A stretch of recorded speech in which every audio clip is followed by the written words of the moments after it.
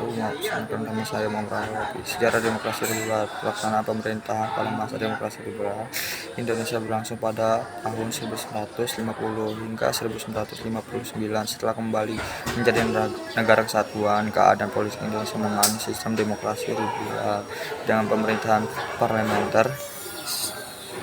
Sistem parlementer Indonesia masih berpedoman sistem parlementer barat, yaitu dibantu setelah dibubarkan pemerintahan Republik Indonesia Serikat, yaitu RIS pada tahun 1950. Perubahan bentuk pemerintahan mengakibatkan perubahan pula pada Undang-Undang Dasar dari Konstitusi RIS menjadi UUD sementara 1950.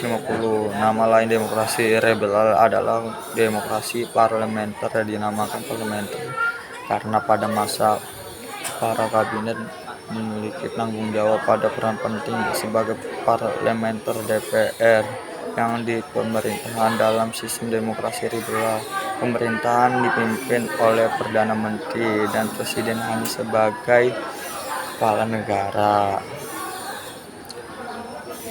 Perkembangan demokrasi liberal.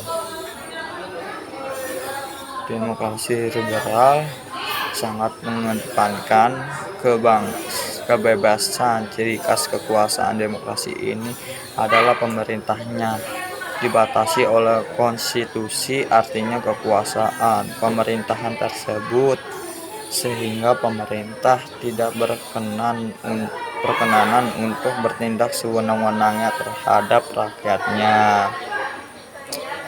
Pada era demokrasi liberal juga Indonesia mengadakan pemilihan umum pertama pada tahun 1955. Pemilu pertama dilaksanakan bersetujuan untuk memiliki para anggota parlemen dan anggota konstituanse. Konstituanse ditugaskan untuk membentuk UUD baru sehingga mampu menggantikan UUD sementara. Sistem politik masa demokrasi liberal banyak mendorong perkembangannya partai-partai politik.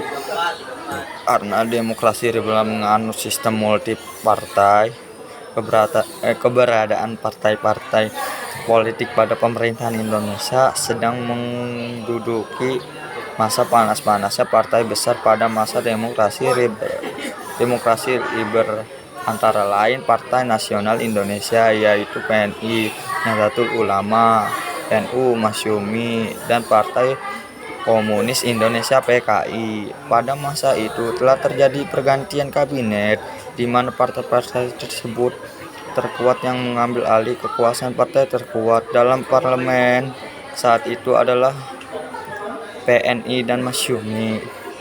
Terjadi 7 kali perganti kabinet dalam masa demokrasi. Susunan kabinet pada masa demokrasi liberal adalah sebagai berikut. 1. Kabinet Nasri 6 September 1950 sampai 21 Maret 1951. Kabinet Sukiman, yaitu 27 April 1951 sampai 3 April 1951. Kabinet Wilopo 3 April 1952 sampai 3 Juni 1953. Kabinet Ali Sosoawijoyo 1995 dan 19 Agustus. Kabinet Burhanuddin Harahap 12 Agustus 1900 sampai 3 Maret 1956. Kabinet Ali Sastrowijoyo 2 sampai 1940 Maret sampai 1957. Kabinet Dwaja 1997 sampai 5 Juni 1965. Masa kabinet kebanyakan bertahan kurang lebih 1 tahun. Mengapa pada era itu seringkali terjadi pergantian kabinet? Alasan utamanya disebabkan karena adanya perbedaan kabinet antar kepentingan antar partai yang ada. Sayangnya perbedaan di antara partai-partai tersebut tidaklah pernah dapat terselesaikan dengan baik. Akhirnya masa dan kegagalan demokrasi liberal, kekacauan politik yang ada pada masa demokrasi liberal membuat kabinet telah mengalami jatuh bangun. karena munculnya mosi tidak kepercayaan dari partai relawan, sehingga banyak terjadi perdebatan dalam konstituasi yang sering menimbulkan suatu konflik kepanjangan yang menghambat upaya pembangunan. Sekian dari saya, Muhammad Al-Kadafi dari kelas 12 MIPA 6. Assalamualaikum warahmatullahi wabarakatuh.